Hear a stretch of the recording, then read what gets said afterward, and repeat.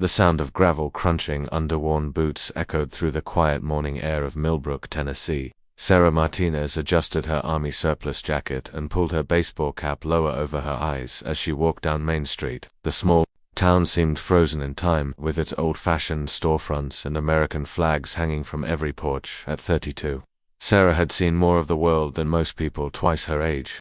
But here, in this sleepy town of 3,000 people, she was just another stranger trying to blend in.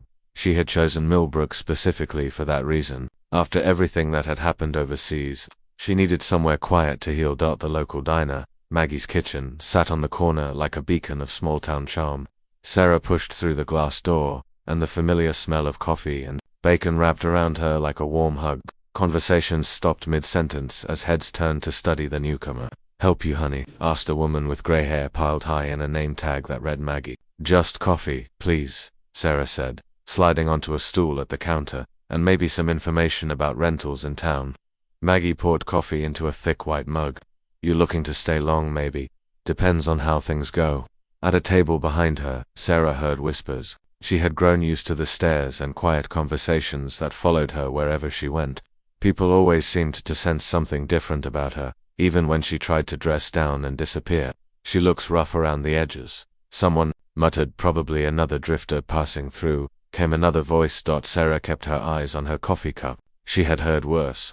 Much worse. Much worse. Maggie slid a piece of paper across the counter. "Mrs. Henderson has a garage apartment for rent. It's not much, but it's clean and quiet. She's a widow, lives alone in that big house on Elm Street." "Thank you," Sarah said, leaving a $5 bill on the counter for the $2 coffee. The walk to Elm Street took her through the heart of Millbrook. Children played in front yards while their mothers watched from porches. Dogs barked behind chain-link fences. It was the kind of place where everyone knew everyone, and strangers were noticed. Mrs. Henderson turned out to be a tiny woman with bright blue eyes and silver hair. She looked Sarah up and down with the practiced eye of someone who had been sizing up people for 75 years. "You seem quiet," Mrs. Henderson said, after showing Sarah the small apartment above the garage. "I like quiet. Rent's $400 a month, first and last month up front." Sarah pulled 8 crisp hundreds from her wallet. "When can I move in?" "Right now, if you want." "You got a job lined up?" "I'll find something." Mrs. Henderson nodded. "Town's always got work for people willing to do it. You seem like the type who's not afraid of hard work." That evening, Sarah sat on the small porch of her new home, watching the sun set over the Tennessee hills. For the first time in months, she felt something close to peace. The nightmares would probably still come, but maybe here, surrounded by this quiet normalcy, they would be less frequent. She pulled out her phone and scrolled through the messages she had been ignoring. Most were from her former unit, checking in, asking how she was doing. One was from her sister in California, begging her to come visit. Another was from the Veterans Affairs office, reminding her about an appointment she had missed. Sarah deleted them all and turned off the phone. But next morning, she walked into town to look for work. The hardware store needed someone for inventory. The grocery store was looking for a stock clerk. Even the local auto repair shop had a help wanted sign in the window. She chose the hardware store. The owner, a man named Frank with grease under his fingernails and kind eyes, barely glanced at her application before offering her the job. "You start Monday," he said. 8 to 5, 30 minutes for lunch. Pay's not great, but it's honest work." "That's all I need," Sarah replied. As she walked home, Sarah felt lighter than she had in months. Maybe this was what she needed. A simple job, a quiet town, and time to figure out who she was now that the army was behind her. She had no idea that her carefully constructed new life was about to collide with her hidden past in ways she never could have imagined. 3 weeks into her new job at Henderson Hardware, Sarah had settled into a comfortable routine. She arrived early, worked steadily, and left promptly at 5. Frank appreciated her reliability, and the regular customers had grown used to seeing her behind the counter. "You're good with people," Frank told her one afternoon as she helped an elderly man load fertilizer into his truck. "Better than I expected when you first walked in here." Sarah smiled. People just want to be heard and helped. It's not complicated. But not everyone in Millbrook had warmed up to her. At the local grocery store, she noticed how conversations stopped when she walked down the aisles. At the gas station, the teenage attendant always seemed nervous around her. And at Maggie's diner, where she had started eating breakfast most mornings, she often caught people staring. The problem was, Sarah couldn't quite figure out what they were seeing that made them so uncomfortable. She dressed normally, spoke politely, and kept to herself. She had learned to hide the things that marked her as different from most small-town residents. The scars, for instance. She always wore long sleeves, even in the Tennessee heat. The tattoos were covered. The way she automatically scanned every room for exits and potential threats, that was harder to hide.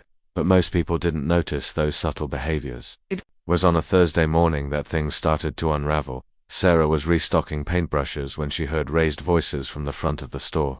Through the shelving she could see Frank talking to two men she didn't recognize. They wore expensive suits that looked out of place in the hardware store. "We're just asking questions," one of the men was saying. "About your new employee." "Sarah's a good worker," Frank replied, his voice tight. "I don't see how that's any of your business." "It's complicated, Mr. Henderson. We have reason to believe she might not be who she says she is." Sarah's blood ran cold. She crept closer, staying hidden behind a display of garden tools. "What kind of reason?" Frank asked. "The kind we can't discuss. But if you're smart, you'll keep your distance from her, for your own safety." After the men left, Frank found Sarah restocking the paint section. His face was troubled, and she could see questions in his eyes that he wasn't ready to ask. "Everything okay?" Sarah asked, trying to keep her voice casual. "Those men," Frank said slowly, "they were asking about you. Said you might be dangerous." Sarah set down the paint cans carefully. "Do you think I'm dangerous, Frank?" He studied her face for a long moment. "No," he said finally. "But I think there's more to your story than you've told me." That evening, Sarah sat in her apartment, staring at her phone. She knew she should call someone, report the contact, follow protocol, but protocol was part of the life she was trying to leave behind. Instead, she walked to her bedroom and opened the small safe she kept hidden in the closet. Inside were documents she hoped she would never need again. Her real military ID, commendation letters, and photographs from missions that officially never happened. She had been Master Sergeant Sarah Martinez, Army Intelligence, for 12 years. She had served her country in ways that would never make the evening news. She had saved lives, prevented attacks, and carried secrets that could never be shared. The tattoo on her chest was part of that secret world. To most people, it looked like an abstract design, maybe something spiritual or artistic. But to those who knew what to look for, it was something else entirely, a code, a map, a key to information that certain people would kill for. Sarah had hoped that leaving the army would mean leaving that world behind. She had followed all the rules, gone through all the proper channels, and received clearance to retire. But apparently, some secrets were harder to escape than others.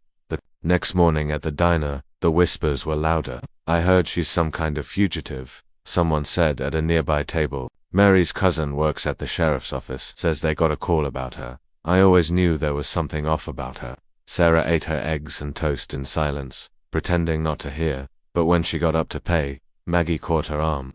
"Honey," the older woman said quietly, "I don't know what those people are saying about you, but I want you to know you've been nothing but polite and respectful since you got here. That counts for something in my book." "Thank you," Sarah said, surprised by the unexpected kindness. "Whatever trouble you're running from," Maggie continued, "it doesn't change who you are right now. Remember that."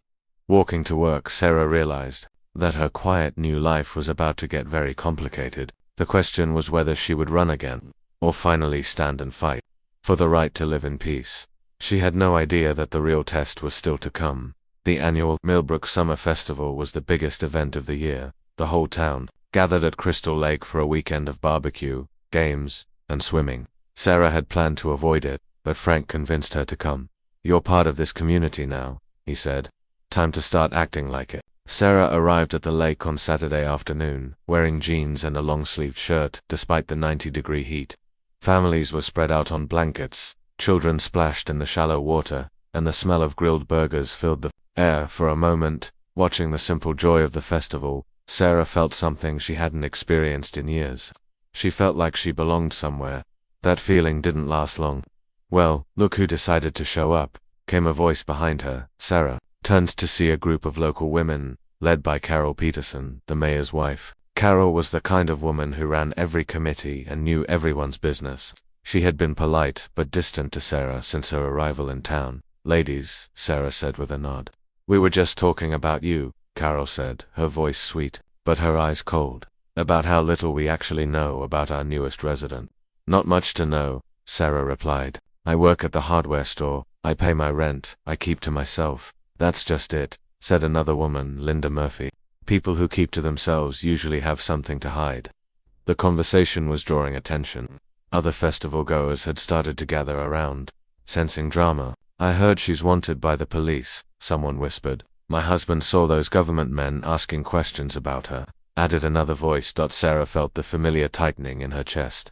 The hypervigilance that had kept her alive in dangerous places around the world. But this wasn't a war zone. This was supposed to be her safe place. I think there's been a misunderstanding, Sarah said, trying to keep her voice calm. Have there been? Carol stepped closer. Because I did some research, honey. Sarah Martinez is a pretty common name, but there aren't many Sarah Martinezes who pay cash for everything and don't have any social media presence. The crowd was growing larger. Sarah could see Frank pushing through the people, concern on his face. Mrs. Henderson was there too, along with Maggie from the diner. What are you suggesting? Sarah asked. I'm suggesting, Carol said, raising her voice so everyone could hear, that maybe we deserve to know who we're living next to. Maybe we deserve to know what you're hiding under all those long sleeves. In this heat, the crowd murmured agreement. Sarah felt surrounded, trapped. This was exactly what she had been trying to avoid. Carol, that's enough, Frank called out, but his voice was lost in the crowd. If you've got nothing to hide, Carol continued, then prove it. Show us you're just a normal person like the rest of us. I don't have to prove anything to you, Sarah said. Carol turned to the crowd. That's exactly what someone with something to hide would say. The situation was escalating quickly. Sarah could see fear in some faces, curiosity in others. A few people had their phones out, recording. Show us. What's under that shirt? Someone called out. Yeah, what are you hiding? If you're innocent, prove it. Sarah felt the walls closing in. Every instinct told her to run, to disappear into the crowd and get out of town before this got worse. But another part of her, the part that had served her country with honor, was tired of running. You want to see? Sarah asked, her voice cutting through the noise. The crowd fell silent. Sarah's hands went to the bottom of her long-sleeved shirt. She had spent months hiding, trying to be invisible, trying to be normal, but normal wasn't who she was. You really want to see what I'm hiding? Carol nodded, confident she was about to expose whatever dark secret Sarah was keeping. Sarah pulled off her shirt in one smooth motion. The crowd gasped, not because of what they expected to see, but because of what they didn't expect. Sarah's arms were covered in scars. Some were thin and surgical, others were jagged and clearly from explosions or shrapnel. Her torso bore the evidence of a life spent in harm's way. But it was the tattoo on her chest that made people step back. It wasn't just any tattoo. It was an intricate design that seemed to shift and move in the sunlight, numbers and symbols woven together in a pattern that hurt to look at for too long. To most people, it looked like complex artwork, but several people in the crowd recognized it for what it really was. Military, classified, dangerous. Dear God, someone whispered. Sarah stood there half-naked and fully exposed, letting them see all of it, the scars that told the story of her service. The tattoo that marked her as something more than just a drifter passing through. This is what I was hiding, she said, her voice carrying across the silent crowd. I was hiding the fact that I served my country in ways you'll never read about in the newspapers. I was hiding the fact that these scars came from protecting people I'll never meet, in places I can't talk about. The crowd was completely silent now. You want to know who I am? Sarah continued. I'm Master Sergeant Sarah Martinez, United States Army Intelligence, and that tattoo you're all staring at, it's classified at a level that means some very dangerous people would kill to get their hands on what it represents.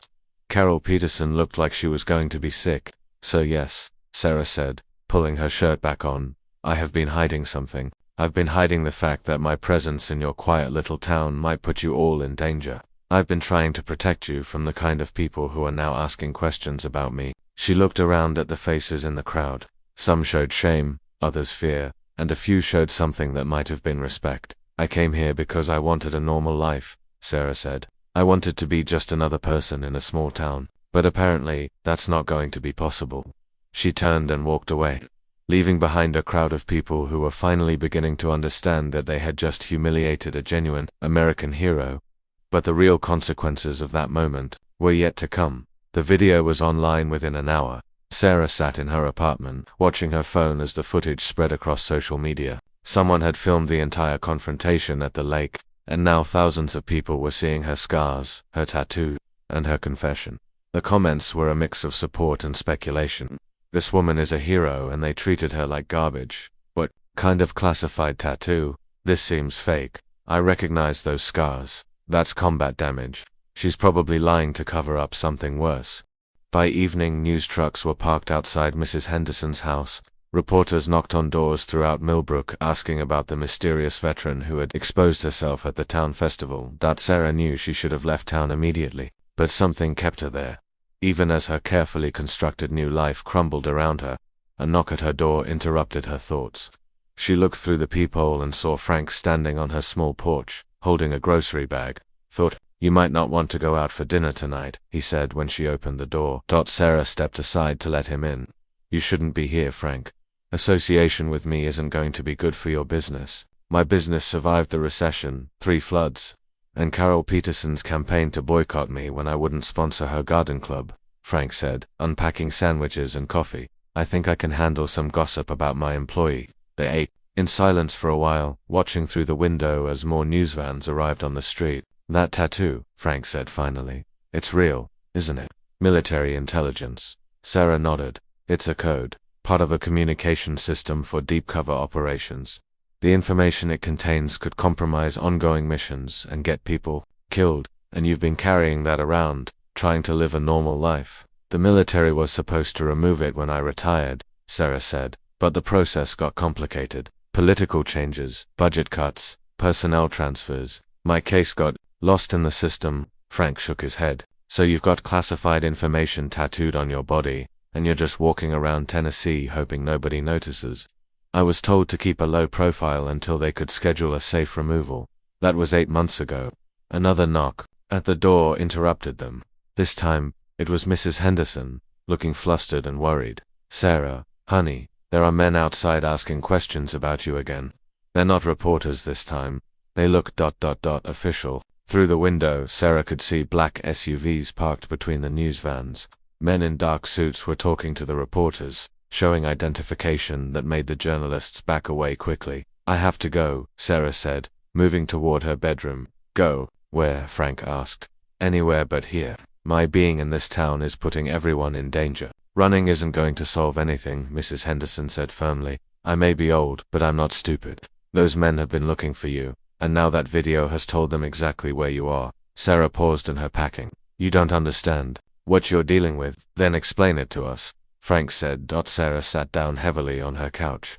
"The tattoo contains location coordinates and contact information for intelligence assets around the world.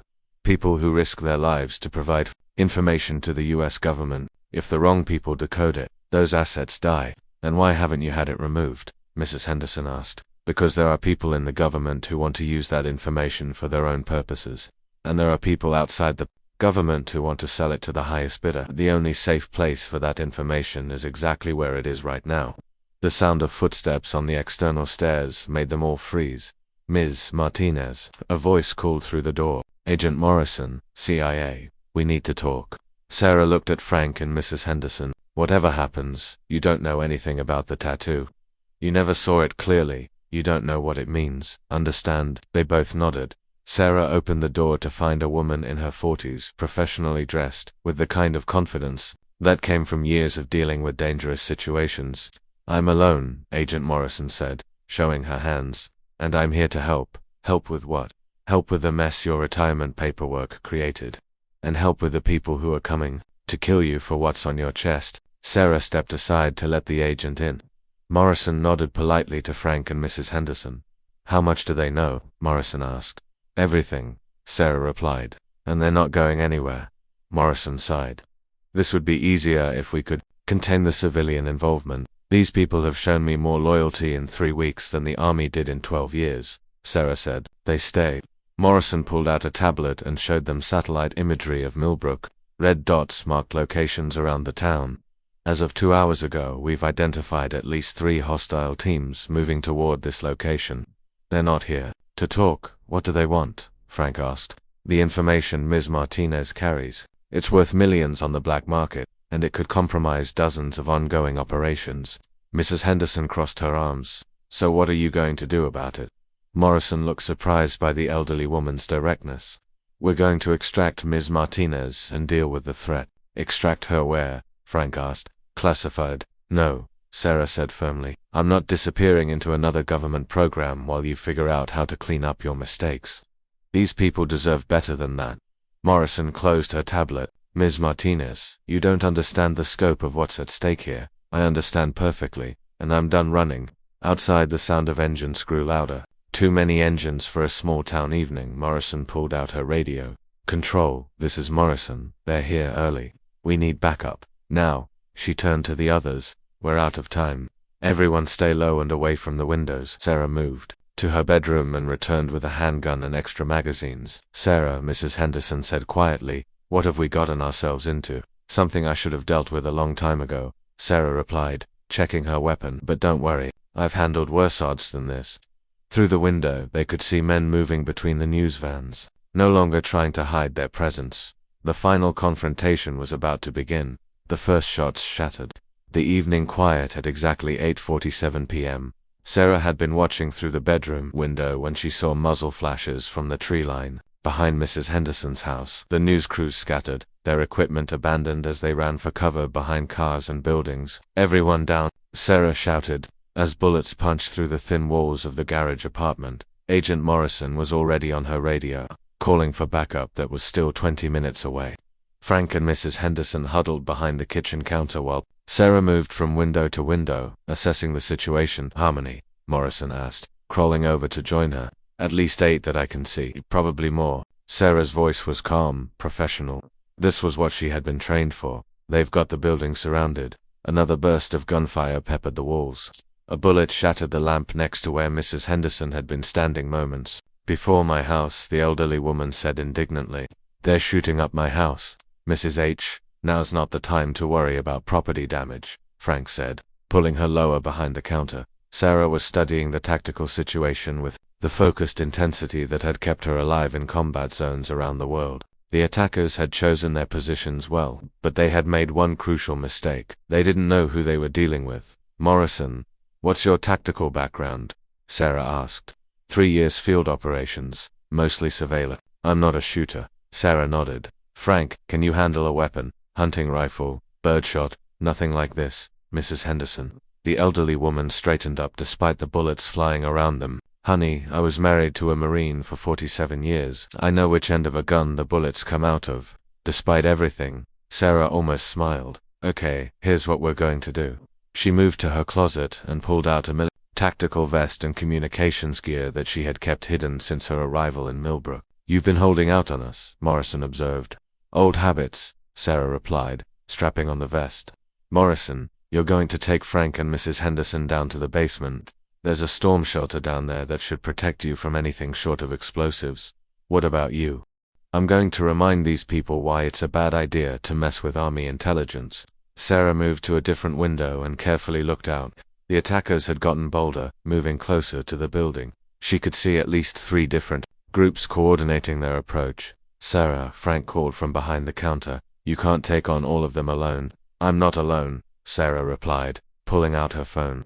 I've got friends. She dialed a number she had memorized but never expected to use. Colonel Hayes, came the voice on the other end. Sir, this is Master Sergeant Martinez. I need immediate tactical support at my location, Martinez. You're supposed to be in deep cover retirement. The cover's blown, sir. I've got hostiles surrounding my position, and they're after the package. There was a pause. How many hostiles? At least a dozen, professionally equipped. They've got the local civilians involved now. Understood. Hold your position, cavalry's en route. Sarah hung up and turned to Morrison. How long until your backup? Arrives 15 minutes, maybe 20. Mine will be here in 10. The gunfire outside had stopped, which Sarah knew was more dangerous than the shooting. It meant they were moving, getting ready for the final assault. They're coming, she told the others. Get to the basement. Now. As Frank helped Mrs. Henderson toward the basement stairs, the elderly woman stopped and looked back at Sarah. You bring yourself back from this. You hear me? She said firmly. I didn't rent my apartment to a quitter. Yes, ma'am, Sarah replied. Morrison lingered behind. For what it's worth, Martinez, your country owes you better than this. My country gave me 12 years of purpose and a chance to make a difference, Sarah said, checking her weapon. One more time, that's more than most people get. The sound of breaking glass came from downstairs. They were inside the main house now. Sarah moved to the top of the external stairs and waited. Her training had taught her patience, how to control her breathing, how to make every shot count. She had the high ground and superior knowledge of the building layout. The first attacker appeared at the bottom of the stairs. Moving cautiously upward, Sarah let him get halfway before she fired. He dropped without a sound. Shouts erupted from below as the other attackers realized their approach had been compromised. But instead of retreating, they pressed forward more aggressively. Sarah had expected that. These weren't common criminals or even typical mercenaries. They were professionals, and they knew the value of what they were after. Bullets splintered the wooden railing beside her as she moved to a different position. The apartment's small size was both an advantage and a disadvantage. She could cover all the approaches, but she had limited room to maneuver. The sound of helicopter rotors in the distance made her smile grimly. Colonel Hayes had kept his word, but the attackers had heard the helicopters too, and they knew their window was closing. The assault intensified, with coordinated fire from multiple directions. Sarah was pinned down behind an overturned table when she heard the most beautiful sound in the world, the distinctive crack of military sniper rifles from the surrounding hills. Her backup had arrived. The firefight that followed was brief, but intense. The attackers found themselves caught between Sarah's defensive position and a team of elite military operators who had just turned their carefully planned assault into a nightmare. When the shooting finally stopped, Sarah remained in position for another 5 minutes, waiting for the all-clear signal. Only when she heard Colonel Hayes' voice calling her name did she finally emerge from cover. The scene outside looked like a war zone.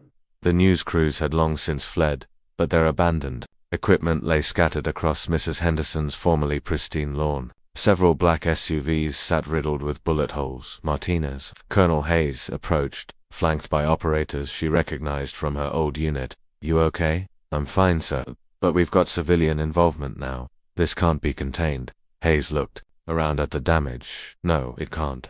Which means it's time for a different approach." Sarah helped Frank and Mrs. Henderson out of the basement. Both were shaken but unharmed. "Is it over?" Mrs. Henderson asked, looking at her bullet-riddled house. "This part is," Sarah replied, "but I'm afraid your quiet life just got a lot more complicated." Hayes approached the group. "Ladies, gentlemen, I'm Colonel Hayes, U.S. Army Special Operations. We need to talk." As dawn broke over Millbrook, Sarah realized that everything was about to change again. But this time, she wasn't running. This time, she was going to face whatever came next head-on. The truth was finally going to come out. 3 months later, Sarah stood in the Rose Garden of the White House, wearing her dress uniform for the first time in over a year. The ceremony was small, attended only by family, close friends, and the people who had stood by her when the truth finally came to light.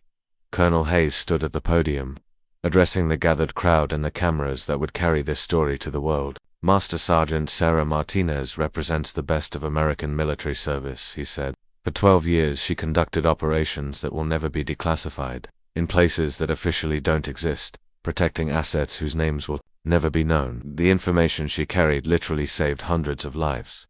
Sarah glanced out at the small audience. Frank sat in the front row, wearing the suit he had bought specifically for this occasion. Next to him, Mrs. Henderson dabbed at her eyes with a handkerchief, clearly overwhelmed by the grandeur of the White House, but determined not to show it. Agent Morrison was there too, along with several of Sarah's former unit members who had flown in from around the world for the ceremony. "The attack on Millbrook, Tennessee, was the result of a catastrophic failure in our retirement processing system," Colonel Hayes continued. "Master Sergeant Martinez was left exposed and vulnerable due to bureaucratic negligence at the highest levels. She should never have been placed in that position. The investigation that followed the firefight had revealed a conspiracy that reached into multiple government agencies. Several officials had been arrested for attempting to sell Sarah's classified information to foreign buyers. Others had been quietly reassigned to desk jobs where they could do no more damage. But from that failure came something remarkable," Hayes said. "We saw a community rally around one of America's heroes, even when they didn't fully understand who she was or what she represented." The president stepped forward, carrying a small blue box. "Master Sergeant Martinez," he said, "by the authority vested in me as Commander-in-Chief, I present you with the Distinguished Service Cross for extraordinary heroism in the face of enemy action, and for your years of dedicated service to our nation's security." Sarah stepped forward and saluted as the president pinned the medal to her uniform. The small crowd applauded, but she was focused on the faces of the people who had become her chosen family. After the ceremony, there was a reception in the east room. Sarah found herself surrounded by politicians and military officials, all eager to shake her hand and pose for photographs. But she kept looking toward the corner where Frank and Mrs. Henderson stood, clearly out of their element but determined to support her. "Quite a change from the hardware store," Frank said when she finally made her way over to them. "Different uniform, same job," Sarah replied. "Serving my country." Mrs. Henderson took her arm. "Now, don't let all this fancy attention go to your head, young lady. You still owe me 2 months' rent." Sarah laughed, the first genuine laugh she had experienced in months. "Yes, ma'am, though I think my housing situation might be changing soon." The army had offered her a new position, heading up a task force designed to prevent the kind of bureaucratic failures that had left her exposed.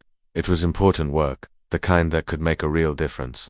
But she had asked for one condition: the task force would be based in Tennessee, close enough to Millbrook that she could maintain the connections she had built there. Agent Morrison joined their small group. "So what's next for the famous master?" "Sergeant Martinez, back to work," Sarah said.